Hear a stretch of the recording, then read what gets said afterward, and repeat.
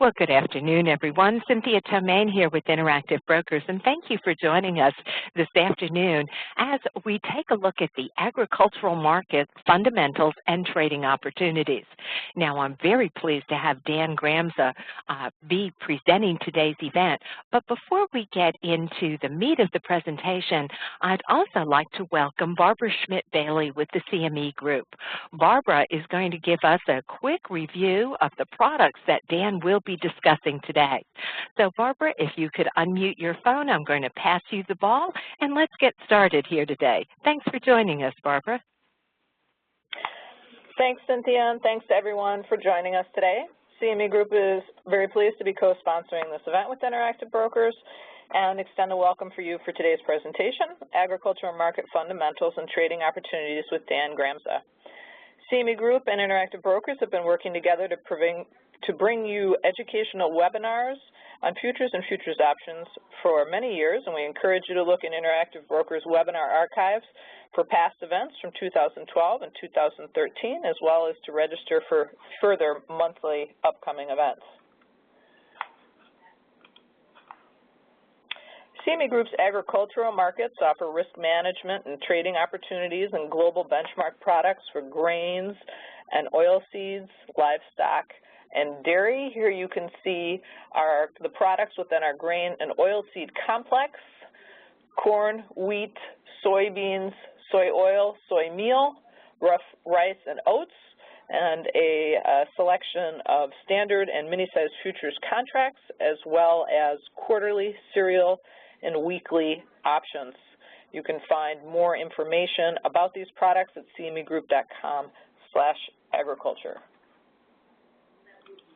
And here, a similar listing for our livestock and dairy products: live cattle, lean hogs, feeder cattle, cash 3 milk, I should read class 3 milk, and cheese.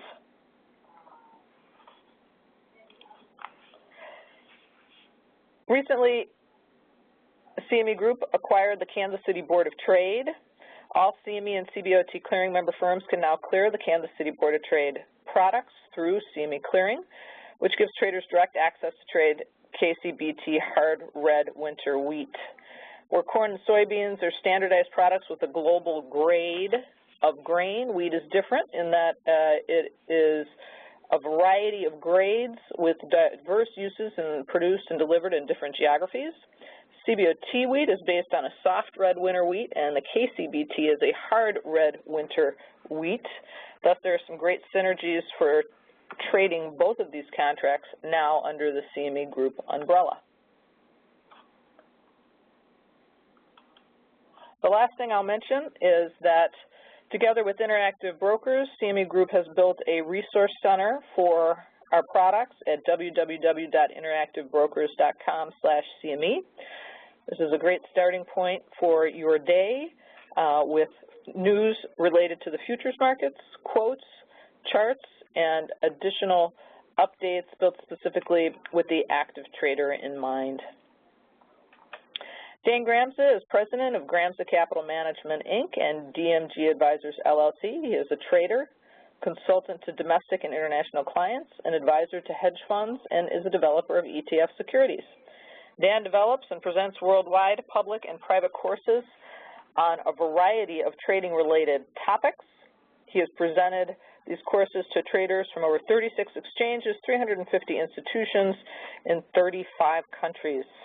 Dan is an adjunct instructor for the CME Group, UREX, SGX, Northwestern University School of Continuing Studies, University of Geneva in Switzerland, Chicago Stock Exchange DePaul University, and a former adjunct faculty member at the Illinois Institute of Technology's Master Program in Financial Markets and Trading. You can find more out about Dan as well as receiving his daily markets update by going to dangramza.com. Thanks, Dan, for joining us today, and enjoy the presentation, everyone.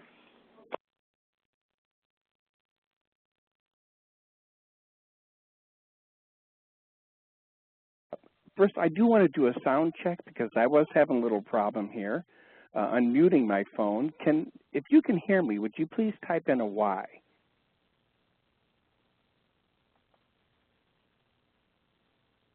Hello?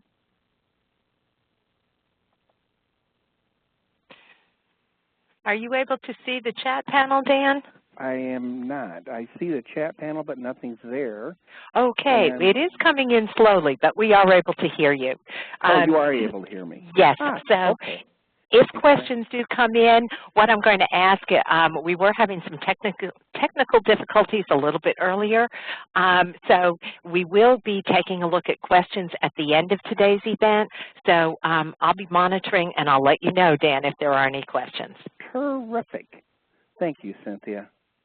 All right. Well, hello, everyone. I am really excited about this topic. There's so many things going on with it. And, you know, one thing I am curious about, maybe, Cynthia, you can tell me what happens when I ask this question, but I am curious about the audience. If you could help me shape how we're going to talk about this, but what I'd like you to do, if you currently trade the CME Group agricultural products, would you type in a Y? I would appreciate that. And Cynthia, if you could we're getting mostly Ys, but I did see one that no, not yet. Okay. All right. Good. All right. Well, that's very helpful. Well, let's get started. And one of the things I do want to mention before we get started is that what I'm going to share with you today are my thoughts. They are not endorsed or are not affiliated with the CME Group or Interactive Brokers. These are ideas that I hope you find helpful. There is no connection between my organization and theirs, and they're not endorsing anything that you and I are going to discuss today. Barbara mentioned my background. It really comes from a floor perspective, and so that's the approach that we're going to be using when it comes to looking at these markets. Also, what's available, and it also may be on the resource page that Barbara was referring to, there's a free daily commentary at dangramza.com, and it covers stock indexes and interest rates and currencies, metals, energy, and agricultural markets. And what you'll see on there are my analysis of those markets, what I'm seeing, how I view them from a fundamental point of view, and also we're using candle charts, and you're going to see some red and green lines, which represent bullish and bearish levels for me, not suggesting it's right for you. But the intent is this. If you're not trading futures, one of the places you want to begin is by watching them, getting a feel for them, looking at agricultural markets and getting a feel for how these markets unfold. Plus, next to the video, there are dates, and you could go back to last year if you wanted and see during this time of year what was happening then. What was I saying about those markets then? And how was I reacting in terms of buy and sell levels with respect to those markets? How was I trying to manage the concept of a position with respect to those markets? So one of the things you do want to begin with is get a feel for how these markets trade. And that may be a tool that you could use to help you do that. Now, today's agenda, I wanted us to talk about the market in general, depending on everyone's background. You know, if they're not familiar with agricultural markets at all, I want to give you an idea of how it fits in the United States, factors that have an influence on the market, trading the market. We're going to look at some concepts with respect to that, and then we're also going to have some time for Q&A, as Barbara mentioned. Well, so what is the fuss about agricultural markets? But one of the, I guess the thing from my point of view when I think about the fuss, what is this attention? First, agricultural markets are a sleeping giant, literally, economic giant. We don't think about them so much. We just kind of expect them to be there. But, you know, what we've seen, I believe, is what I would consider a value shift in oil seeds, which would be like soybeans, and grain prices. And here's what I mean by that. Now, what I have up here is corn, as you can see. Let me grab my little pointer over here. Come on. Dan? Go ahead. Dan, I think we're still experiencing some of those audio difficulties. So okay. I'm actually moving your slides. Can you still see the screen? I can. Okay. And we should have corn up here right now? right? No, I'm on slide 7. Slide 7. Okay, well, let's go. Let me go back.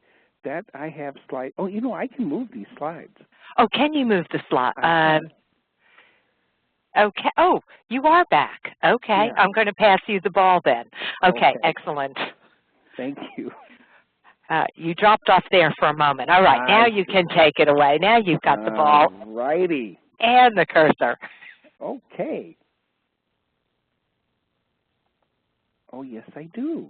Oh, all right. Now, let's go back to this idea of value. And one of the ways I look at a market is I want to get a feel for the current market prices. In other words, when you and I look at any market, is it cheap? Is it expensive? Is it at typical prices? Is it at typical prices for this time of year? And a tool like we have in front of us, this chart, is something that you and I could use to help us assess that. Now, what we have here, if you can see this, it's very small actually, but I couldn't get it bigger. This is a monthly chart, and it starts in 1970, so it goes back a ways. And what you're looking at on the right are the prices for corn. And, you know, corn is the largest crop that we have, cash crop in the United States. It's over $75 billion, and we'll talk more about that later. But what I want you to notice, as we approach the late, or say the early 70s, we see corn prices started to move up. They got as high as $4, and they basically stayed in a range there to about $2. And if you look at this over time, and this is what you want to get a feel for, what is typical?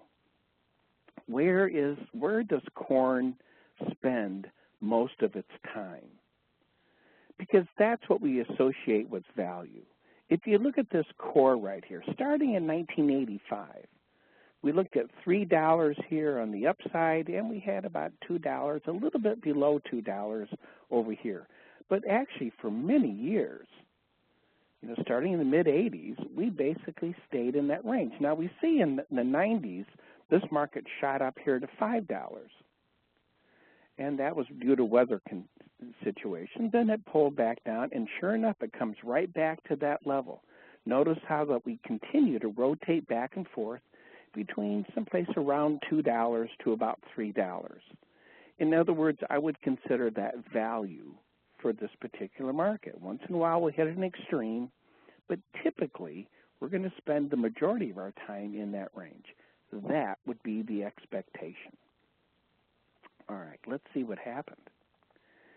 As you can see here in the after 2000, just a few years ago, 2007, we see the market really took off and got up to 750. And we can see as fast as it went up, it also came right back down. And then the market kind of went back and forth. But notice the difference here. After we went up to 750, we didn't come back down to $2 to $3, did we? Now we're at $3 to $4.50. Is this the beginning of a shift in value for corn? If it is, it's going to affect you and I and a lot of other people around the world in many ways because of the use of this particular product line, which we're going to talk about. All right, well, let's see where the current situation is. Let's uncover that. And here's where we are now. So we saw the market, it really didn't go back to that $2 to $3. So maybe we are seeing a shift in value. Here's something you want to keep in mind. Value for a market moves very slowly over time. Price can change rapidly. Now, we saw price go up to 750 and come right back down. But it usually comes back down and moves back towards that concept of value. And here we may actually be maybe seeing a shift in value. We saw it shift here from $2 to $3, now to $3, maybe to $4.50. And what we're seeing here for the last few years, last 2 to 3 years, we're seeing corn prices, they're not going back down to $3 or to $4.50. They're staying in this higher priced range. So I think that's one of the places I'd like to begin is where is this market? And what is typical for this time of year? Now we're in June. We just started in June. And we're going to talk more about that, how these pieces come together. But let's look at a few more slides. So that's corn. Here's wheat. Now, again, we're going back to 1970. But, you know, the latter part of the 70s, 73 or so, look at the value for wheat. We're looking at $2 to about $4, right? This range right in the middle here. That's kind of the core values. We can see, you know, in the late 97, where the wheat prices shot up and then they came right back down. And we can see for a number of years, through the late 90s, early 2000s, we stay between $2, $3, and $2.50. And once in a while it popped up to $4 and it came back to $3. So we saw a little bit of a shift in value, kind of where it was before back in the 80s. We see that $3 to $4 range. All right, now let's look at the last few years.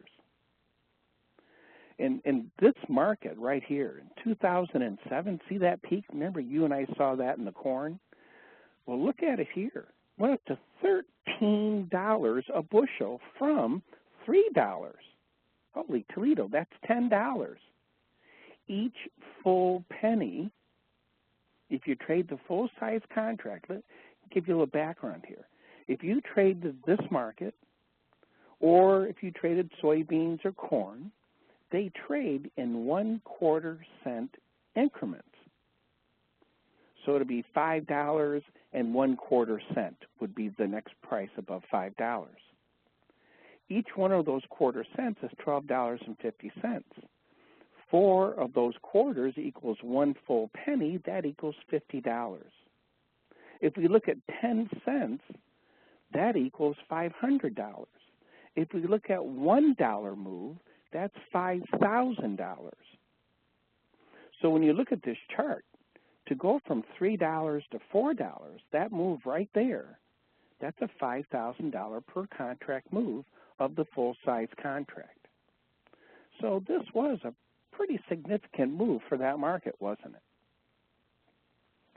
One more thing I want to mention to you, we got to talk about the grains, is if you're interested in trading them and you've never traded them before and you researched and did your homework and you got the risk management set up to trade these markets, someplace you might want to consider to begin is a mini contract.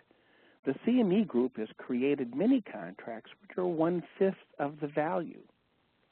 So it's not $50 a penny, it's $10 a penny. So it lowers your margin requirement. It allows you a way to participate if you want to hold a position longer term. It may be something to consider. It's very clever, and it's a wonderful way for people to participate in this market. But what happened here? Well, here's what happened. We did not have enough wheat in the world to meet demand. This movement is what happens when China has a drought. You know, at that point, they started importing wheat. China is the largest producer of wheat in the world. Russia had a drought. Ukraine had a drought. Canada had a drought. Australia had a drought. There was not enough supply in the world to meet demand, and this is how this market reacted to it. And we can see it also did come back down as supply became available, as other things lightened up. But at this point, Russia said, we're not going to export wheat anymore. We can't do it. And this is the market reaction. Now, I wanted us to talk about this for 2 reasons. When you see a trend, let's talk about the trading idea of a market. From my point of view, I break fundamentals down into 3 categories.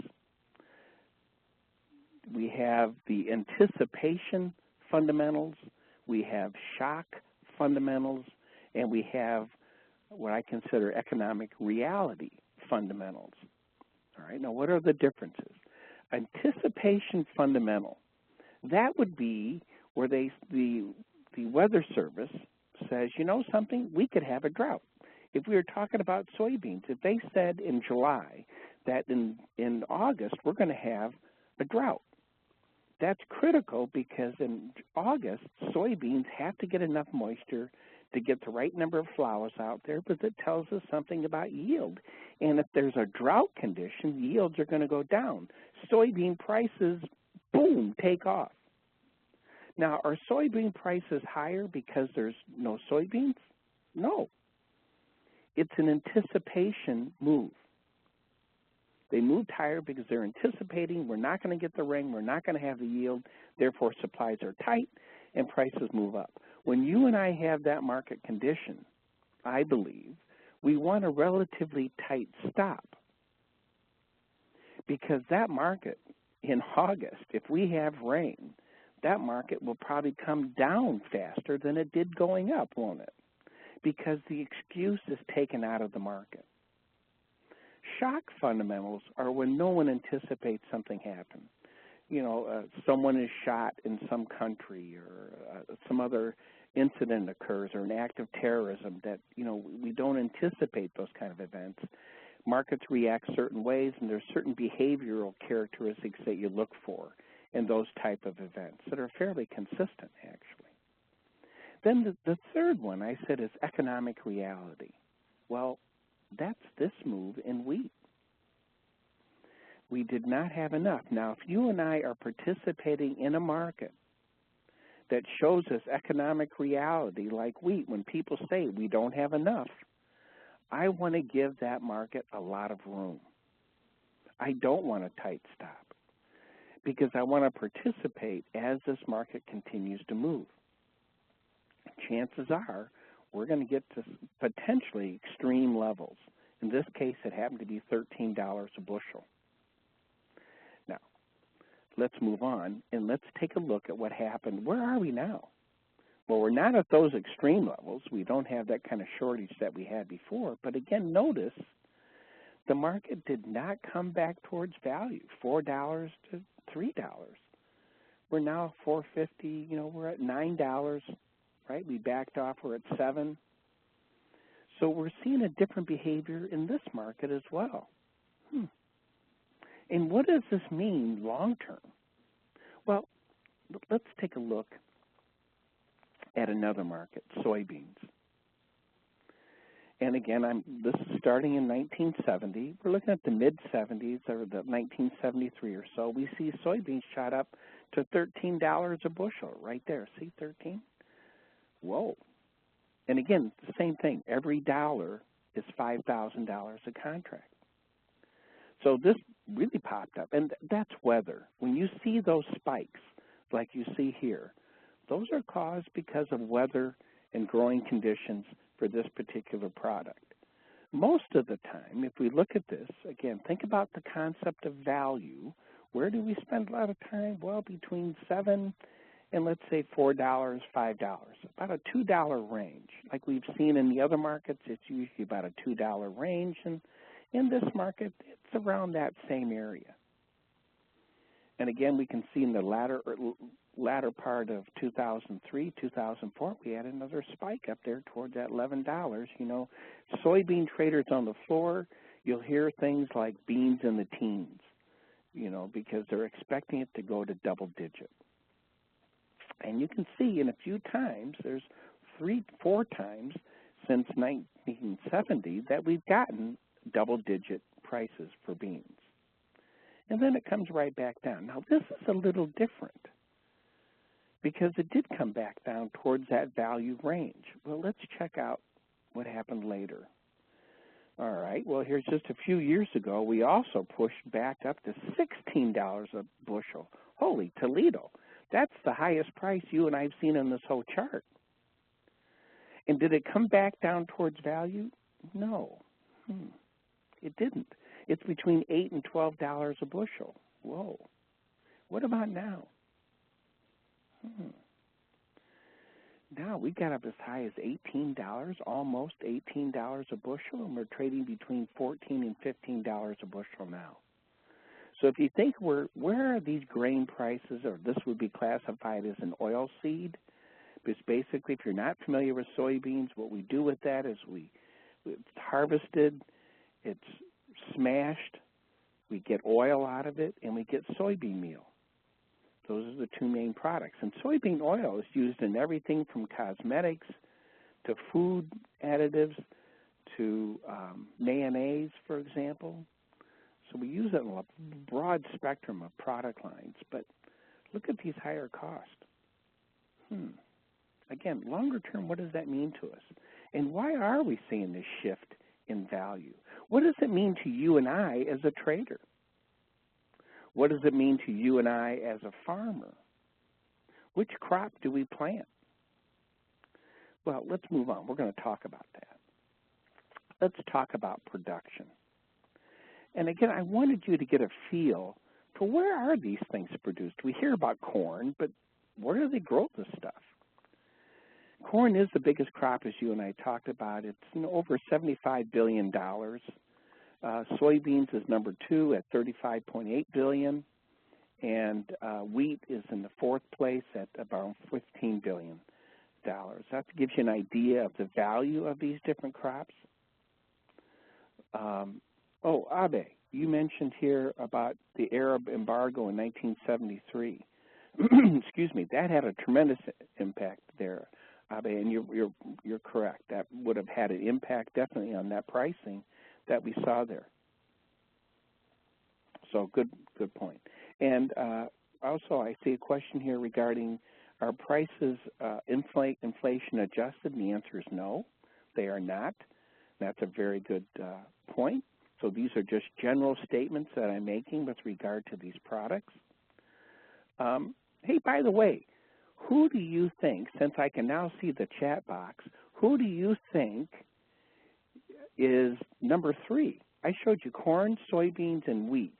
What product do you think is number 3? Type it in there. Rice? Ooh, that's a good guess. No. Tobacco. Ooh, another one, Chuck. That's a good one. Tobacco probably has the highest value per acre of any crop that we could grow. No. Ralph, you're the guy, Ralph. Ralph says sugar. No, he says hay. You said sugar. Hay is the answer. Hay is number 3. And it's the value's in between here. All right, well, let's move on. So how do we use corn? Well, if we just look at the center of this, we basically use about 16%. We export it.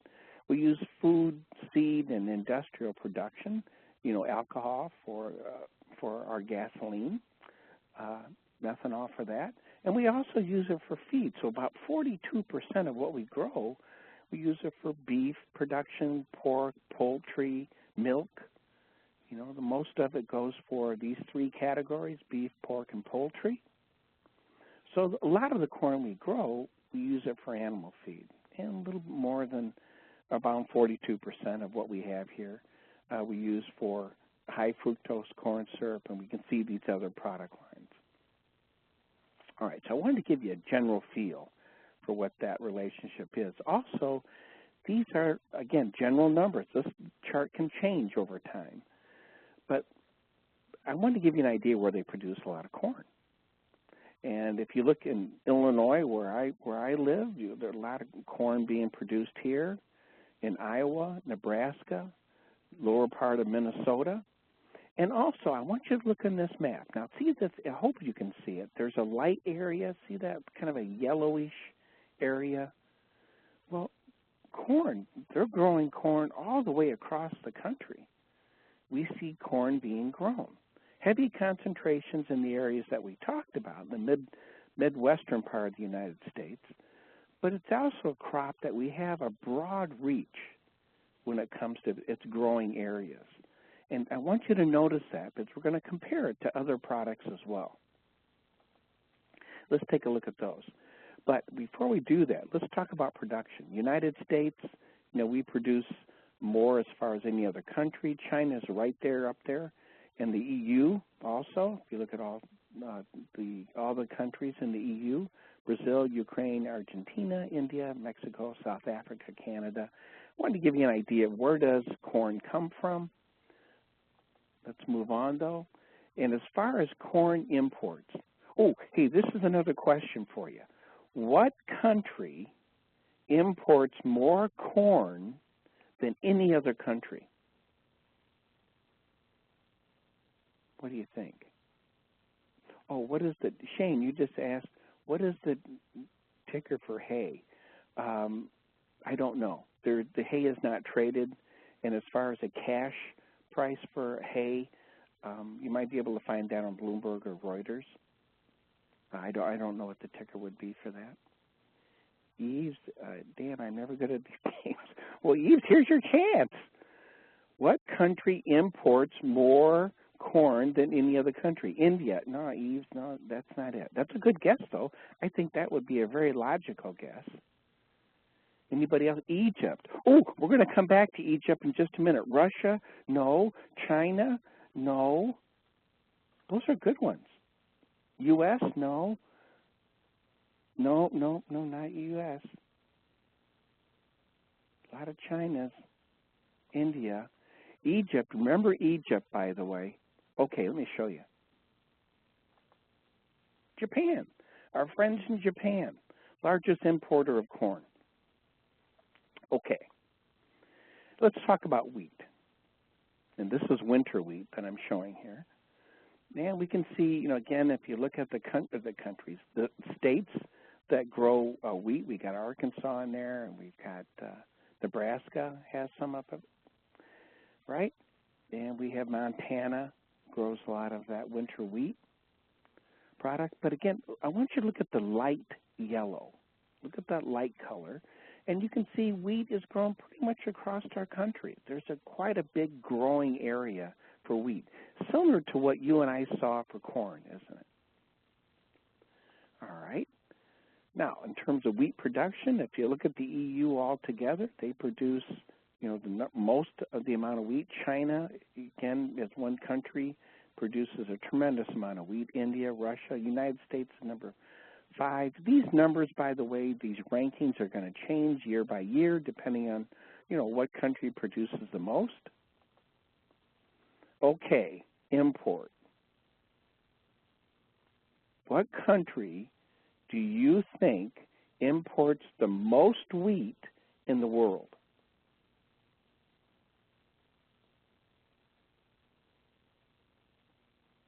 Give you a second. Japan, no. Brazil, no.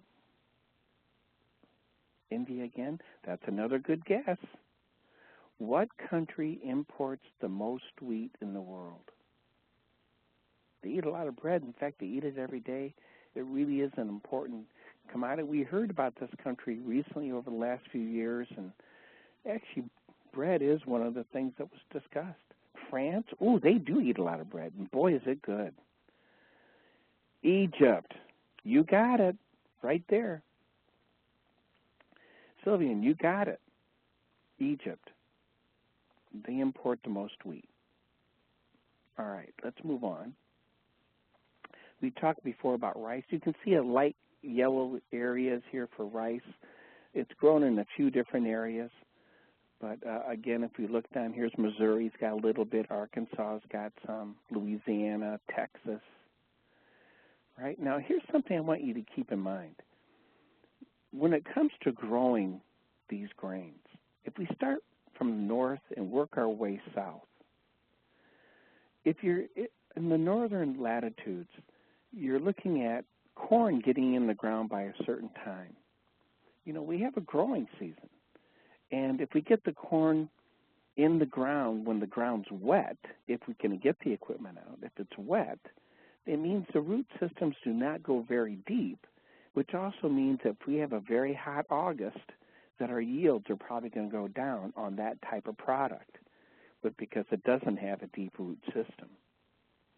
And also, if you go beyond that growing window, you have some challenges there. If corn is planted in the Midwest after May 20th, there's a potential for a 12% loss in yield.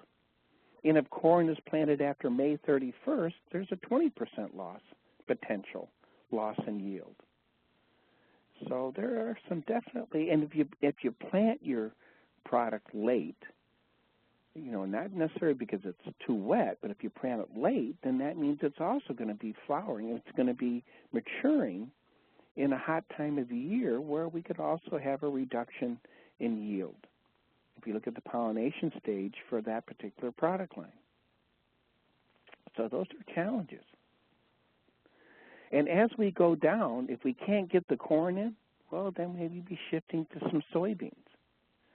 And if we can't get the soybeans in, then maybe we're going to do something else, another product line. And as you get further south, one of the competitions is rice. That also becomes an alternative product line that could be produced. As a side note, I just want to mention to you on corn, I was just thinking about it. When they plant corn, there is equipment out there. These corn planters, they can plant 36 rows of corn at once.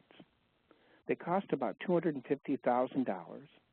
These arms, when they're out for the planting, are about 90 feet, so about 30 meters. When they're being used, they have a GPS system, so it makes you don't have over-planting. So it's a very efficient way to plant the product. So very interesting. Well, anyway, let's go to soybeans. So we can see, again, Illinois kind of pops up there, the middle of the state. We see a lot of soybeans in Minnesota, Iowa. We see Nebraska, a lot of soybeans grown in that area, down in Arkansas as well. So that's just to give you an idea of the high concentration of soybeans. There's something else about this chart that I want you to notice. In the other markets, in corn and wheat, we saw some growing out west. Here you don't really see that for soybeans. You go from the Midwest to east.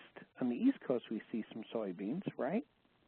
And south, but we don't see it west. The other two products, we did see that. All right, number one producing oilseed country, United States. But I got to tell you, Brazil and Argentina are right there, depending on the year and what's happening growing-wise. So that's why you hear so much focus on that. They talk about when the United States we're planting or when we are harvesting, they're planting. They're always the opposite of us. And so the focus is on what's happening in South America in terms of yield. We're going to talk about this more in a little bit, but here's what you want to keep in mind. What we look at when we look at these products is we say, okay, how much do we have left from last year? They call it carry out or your carry over, but what they're talking about is how much is left from last year. Then what are the estimates of how much we're planting now and the estimates of that yield? And those two things together, what we have left from last year, what may be yielded, does it equal global demand? And that's also that broad assessment that's constantly being made, starting now, actually, through the autumn, through September, October, in the United States. And imports, I was going to cover that one up for you, too. China. You hear about China. Now, here's something you want to think about. When you look at these countries, they import soybeans. Well, you know something? They do what you and I do when we go to the grocery store. We comparison shop. And we say, that product's better than that product, or the prices, the products are about equal in terms of quality, but the price is better over here. Let's take that price. They do the same thing. Only they do it by countries. They look at the United States, they look at, Argentina, they look at Brazil, and they say, if I'm going to buy soybeans, all right, which one has the best price? What's the currency level of that country? Which one do I get the best exchange rate for that product I'm going to buy? And those are all the things that have impact on those decisions that they make. Well, market influencing factors, global increase in North American style-based diet. It's a biggie. If this increases livestock, chicken, and pork demand and production. A global increase. So in other words, more people are eating protein, meat-based protein.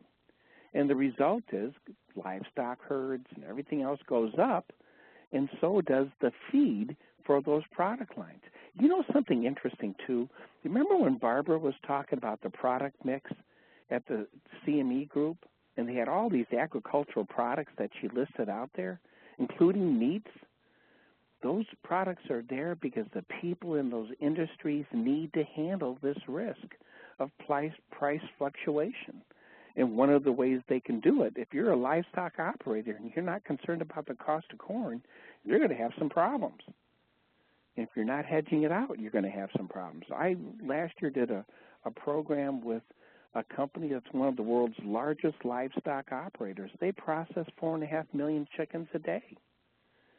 And do they watch grain prices, and do they hedge? Do they use these products at the CME? You betcha they do, because they have price fluctuation. For you and me, they're interesting products because they do have movement, because they do provide opportunity. But let's go back to these influencing factors. China, 1.34 billion people. Most of the people in China, by the way, live on the farm. But you know, their economy has increased 500% in the past decade. Since 2000, dairy herds in China have increased 300%. Pork consumption has increased 26%. They are now the largest, they have the largest pork farms in the world. They consume more pork than any other country. Just as a little side note here,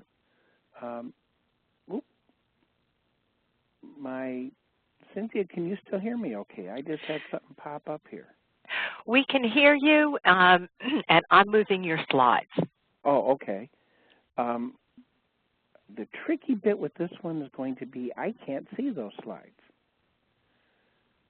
I don't see the slides anymore. Cynthia, any idea on that one? Well, we're still on the market influencing factors. Oh dear. Oh, okay. No, I just got it. I just got it back. Okay. All right. So let's move down here. But the thing is China. I just want to mention one thing. 21 million people moved from the farm to the cities last year. The expectation is that 350 million people will move from the farm to the cities over the next 5 to 10 years. That's the United States moving to Canada. And I don't think Canada would be too thrilled either. You know, there's 21 million people in Canada. The size of Australia, 21 million people. That's everyone in Australia moving. So we talked about the economy. We talked about the herd size. Since 1990, chicken demand increased 400%. Corn production increased 38%. Corn demand increased 50%. Therefore, they import corn. Biggest hog producer and hog consumer. Annual meat consumption, 16 kilograms per person 25 years ago. Today, 53 kilograms per person. That's a gigantic shift, isn't it?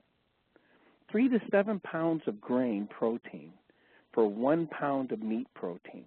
To give you an idea, when we see these numbers about how much corn they grow and what it's used for, well, 3 to 4 pounds of grain protein for a pound of meat protein. Every 6 years, the equivalent of a North American population is added to the world. U.S. industry uses 700% more corn than 10 years ago. You know, we have this U.S. government mandate for renewable fuel increase from 9 billion gallons in 2008 to 15 billion gallons in 2015. Tyson Foods, give you an idea of where this kind of fits in. Largest meat processor, U.S. meat processor, said in September of last year it paid about $250 million more for grain and feed in its fiscal third quarter that ended July 2nd, 2011. Cornmeal and soybean meal are approximately 42% of Tyson's costs to raise chickens. So again, this idea of hedging, this idea of risk management for them becomes essential for them to be profitable. Higher oil prices, you know, that also has an influence. You know, a lot of times people don't think about crude oil when it comes to agricultural markets. But, you know, it increases the cost of fertilizer, irrigation, transportation of farm supplies and harvest. So it does have an impact. And you and I know we have a static farm base. We only have so much land that we have under agriculture. And we need to feed an increasing number of people, feed a growing livestock herd, meet increasing demand for ethanol, unless we look at some other alternatives. Droughts, we know that has a major issue. You and I talked about that in wheat. Low grain reserves, that means low carryout, so we're going to have some issues there. Diversion to biofuels, I think we're going to see less of that, actually, not more in the future. U.S. dollar, we talked about that. If you and I are China, we're going to buy some corn, we're going to buy some soybeans, and I look at what I can get for the United States and what the cost, maybe the price is low, but because of the exchange rate, it's expensive. So I may look at another country. Acres planted, expected yields, carry out, and this is what we were talking about before, expected demand. Those are the things you want to be sensitive to if you're going to look at agricultural markets. When you read the news stories, look for those clues about what's going on with that. Right now they're saying we're going to plant more corn than we've had since 1936. And we should have a historic yield in corn this coming year. You know something? They said that last year. And we didn't have that. We had a drought. So what happens and what happened when that made that announcement? Boom, corn prices went down. They said, oh my gosh, we're going to have a lot of supply, prices go down. Well, there's a long distance, as you know, between the idea of what's going to be harvested, intentions of planting, and what's planted, the reality of it, and what the growing conditions are before we harvest it. So I'm always a little cautious about that. So March, April every year, you're going to see a lot of volatility in the grains as they go through these machinations of trying to figure out what to expect for the future. Well, Canvas, I was just going to show one technique. This is a tool that has 4 prices, open, high, low, close. I'm sure a lot of you are familiar with this. I look at it a little bit differently. I call it behavioral because from the floor point of view, from my perspective, when I first learned this in Japan, actually, in 1990, this is the way I thought about it. The closing price is above the open. They draw a box. In this case, I have the box as green because it means the close is higher. I think that box is called the body. I add in here that I think it represents buying coming into the market. That's the action that we're seeing there. It's caused by that. On the other hand, if we have closing prices below the opening price, I think that represents selling, and when the high price and the low price do not match the body of the candle, they create these shadows, like this upper shadow that you see here. That's called that vertical line is called a shadow, and I think it represents selling. And when it doesn't match on the bottom, vertical line is also called a shadow, but I think it represents buyers. The size of the bodies, the size of the shadows give us a clue about the amount of buying or selling that we're seeing. Oh, that's right. What we are going to do is we are going to look at some charts, actually, some live markets. And right now we're not going to be able to do that because we have some technical challenges going on here. But what you want to do when you look at these markets is you want to get a feel, and the candles is one of the tools that we could look at, to assess what is the current market condition. Right now there's discussions about what's happening with wheat, that we may have some, genetically modified product is not necessarily accepted around the world. Some people have concerns about that. And we see that impact, and right now wheat may be feeling some of the brunt of that for some product that came, I think, was out of Oregon. We also have corn, by the way. I mentioned that growing window. We have some corn that you can plant a little bit later that still allows you to get in the whole growing season. So we have done some things to help cope with some of these challenges. Shane, so how do we find current info that may affect our trading today? Find out about the weather, the drought, production, both here and in other countries? I think there's a few different sources you can look at, Shane, and that's a great question. Some of the sources you can look at, I would begin, if I was you, I'd begin right at Interactive Brokers and look at the resources that they have available. And then you can look at news sources, you know, Bloomberg, Thomson Reuters, BBC, Financial Times.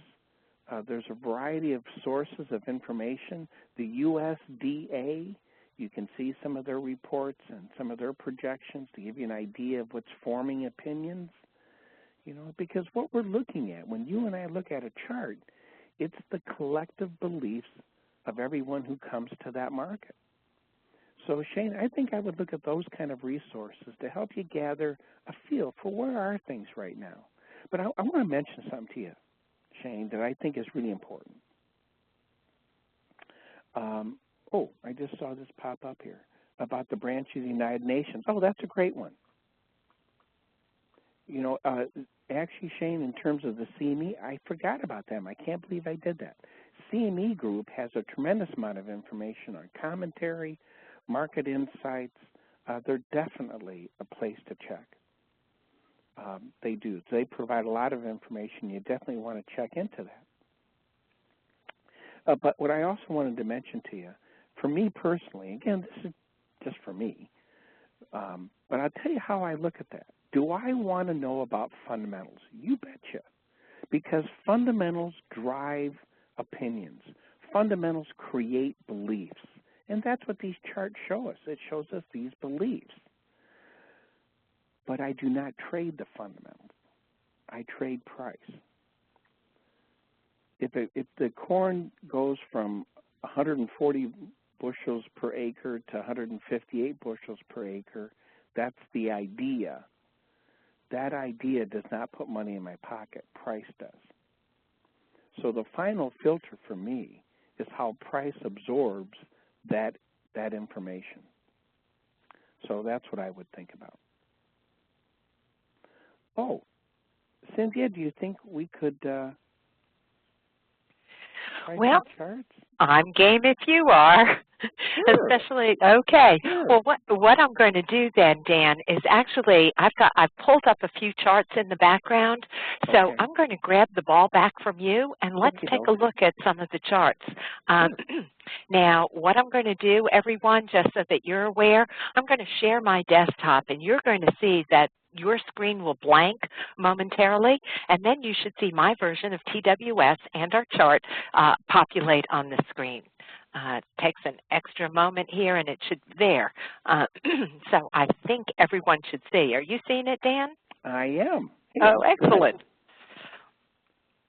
Okay, we have corn. The July corn is what I have up right now. Perfect. That's perfect. All right. Well, no, this is interesting. We were talking about those candle charts, and one thing I want to point out to you, Cynthia, move your arrow over to April 30th. There you go. By the way, those big red lines, those big red candles, you know, remember when they talked about the acreage that's going to be planted? That's what you're seeing. Those are the estimates when they came out and they said, holy Toledo, we're going to plant a heck of a lot of corn this year in the United States. That's the idea. Now, we haven't done it yet. I mean, we still have some things to go on. Now, let's go back to April 30th. I want you to notice that one candle. I call that a benchmark candle. And if you notice all the action afterwards, we really haven't traded below it, and we trade a little bit above it, but we haven't had any strong closes beyond that range. I still believe that's what I consider a dominant candle. I believe the bias for corn is to the upside. Fundamentals do not necessarily support that. We're in this zone where the market's going, hey, have you heard anything? No, I haven't heard anything. And you see the result of that is red, green, red, green, red, green, red, green, red, green. Right? We don't see any consistent movement because there's no consistent information the market can lean against. And what do you and I know, though, about corn right now? Well, let's take that level, that 654. Since if you go up with these little shadows, yeah, that the green box you have here on the right-hand side, above that.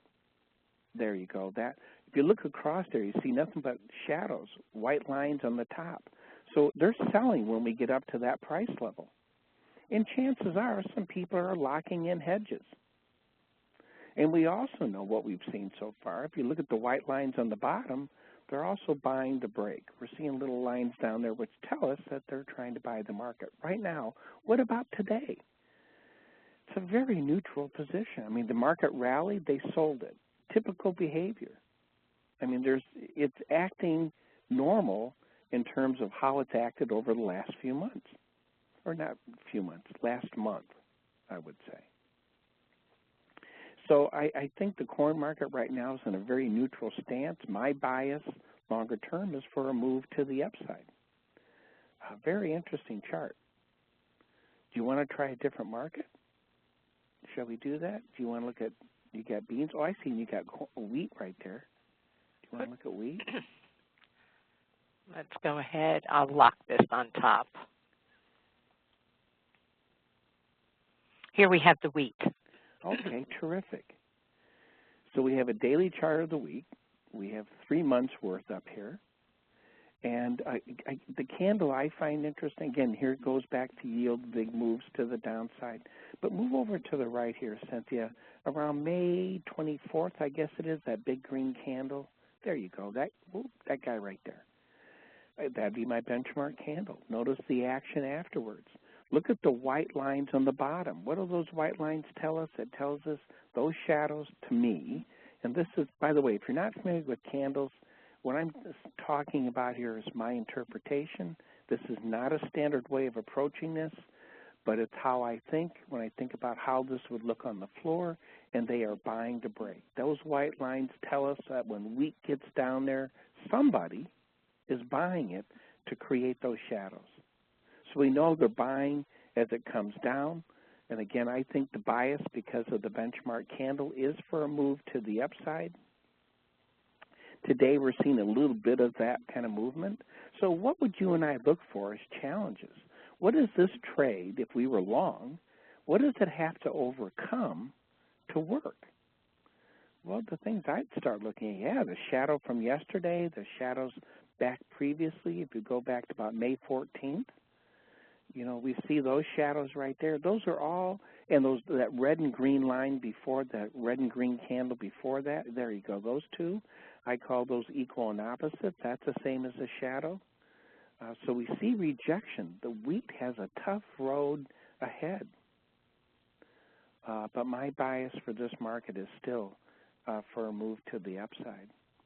How about if we take a look at beans? Shall we do that, Cynthia, since we seem to be, oh, there you go.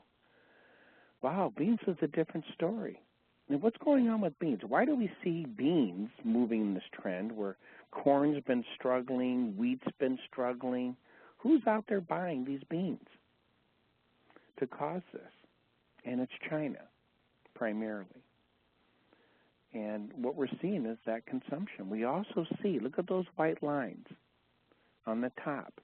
You're seeing those shadows, exactly right, Cynthia, all across there, which tells us they have been selling into those rallies. Who does that? If I'm a farmer and I can lock in soybeans maybe at that price, that means I could make money this year. I'll pay off my loan, I'll have enough to pay all my cost, and I may actually have a profit. So I may want to hedge part of my production and what I'm looking for in the future as production to hedge part of it, or maybe all of it, whatever I feel is appropriate. So as these prices are going up, that's why you're seeing those shadows on the upside. But the expectation is that they're going to want some more of these soybeans. So again, from my point of view, big challenges ahead where we see these shadows, but I think the bias is for a push back to the upside. So when it comes to making a decision, as you and I were talking about before, I let price dictate that, not my belief in the fundamentals. You know, other than what I said before, anticipation fundamentals, reality fundamentals. If I know there's not enough wheat in the world to meet demand, that fundamental will probably keep me in that trend hopefully a little bit longer. I'm willing to give it more time.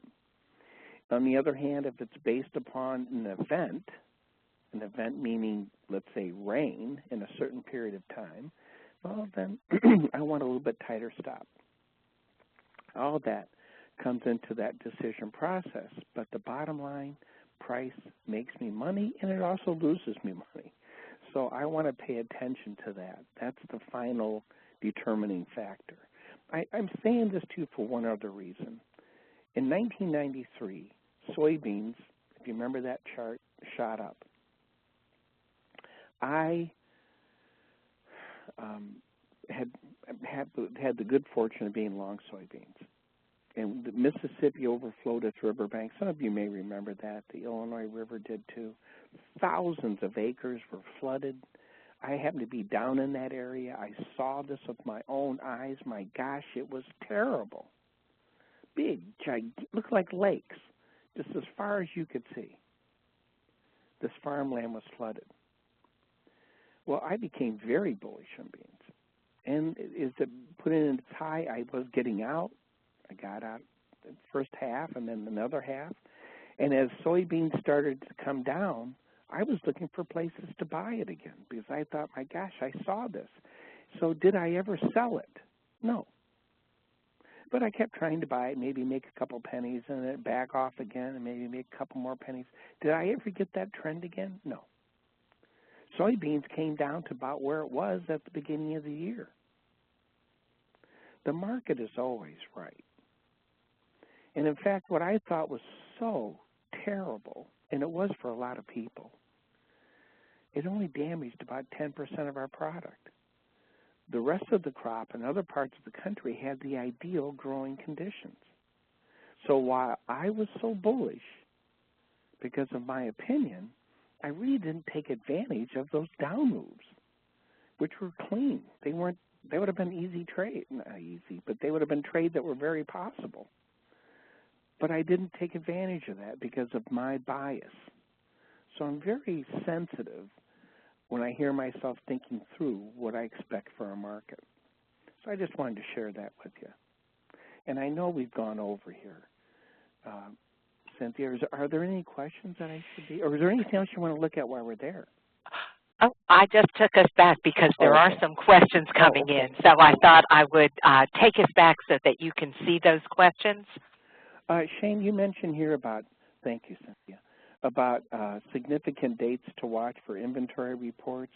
For example, when do oil inventories come out, weekly, monthly? Oil inventories, if you're talking about crude oil, come out every Wednesday, by the way, for inventory numbers. It's not the same when it comes to the grains. And a good source for that for you, if you want to look at those kind of estimates, would be the USDA. You want to go to their website. They do come out with regular reports that report on, cattle on feed, for example. They report on how much product is, how much of the grains are in the ground and what percentages are being planted and how things look at as far as yields estimates go. So, Shane, that may be your best resource for that.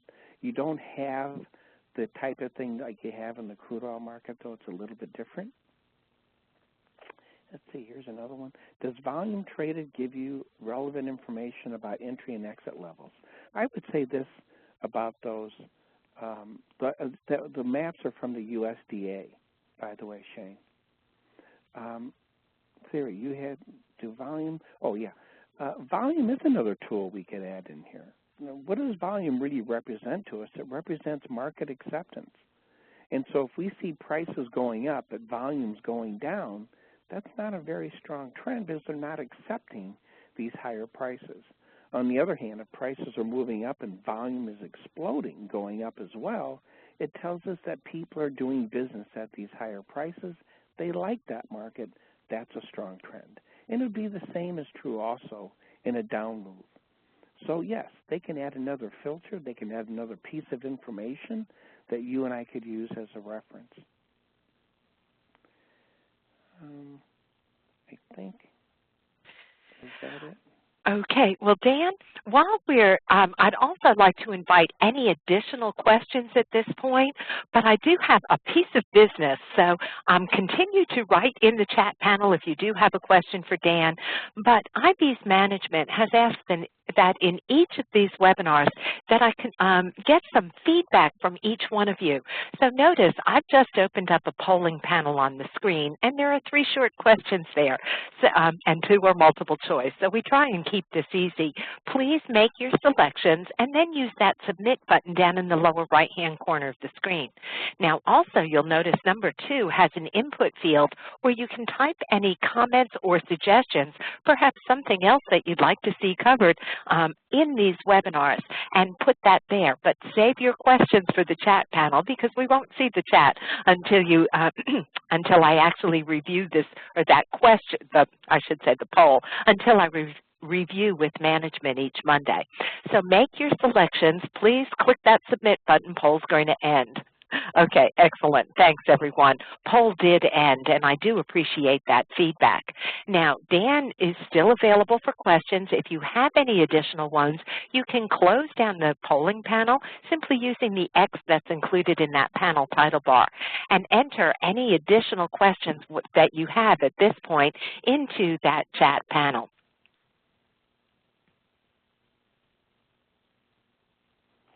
You know, I don't see any more, but you know, I'm just looking at my other machine as well, and I'm not seeing any additional questions, though.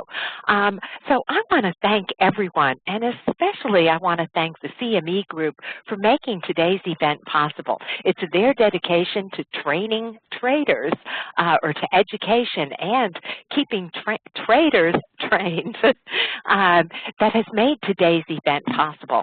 I also want to thank Dan Gramza. Dan, your events are always very popular, so thank you very much. Oh, Cynthia, it's my pleasure, and I want to thank everyone for sharing part of your day with me. You know, Cynthia, you do such a terrific job, and even though there were some challenges today, it all sorted out, and I agree with you. You know, the CME takes extra effort to make sure that people are as informed as possible, and so does Interactive Brokers, Cynthia. You know, the fact that you do this says something about your interest in trying to provide information so that people can make informed decisions. And that's important. It's important for the people who are your clients and for the people who are coming here to get information. And I wish everyone much success with your trading. I hope that today gave you some ideas to think about that you didn't have when we started, because that's always the objective. And I wish you all the very best in your trading. Thank you for participating today. And Cynthia, thank you. And I'm looking forward to being with you again in September. We have Dan coming back in September, so everyone, it is listed on our website now, so you can actually register and you will get reminders for that upcoming event. But Dan, thank you very much. Always a treat to work with you. Even though we did have some technical difficulties today, I think we were able to get past all of those. So I want to thank you and thank the CME group, plus thanks to everyone who joined us here today. Now, I did see, I do want to remind you as you exit the event, you'll find a PDF copy of these slides if you'd like to come back and review that information. As well, while you're watching the event, you'll also get a recorded playback later on this afternoon. So be watching your inbox. So with that, we are going to conclude the event. Thank you so much, Dan. Looking forward to catching you at the end of see you in September. There's that song. There we go. Have a great day, everyone, and please do remember to trade smart. Thanks all.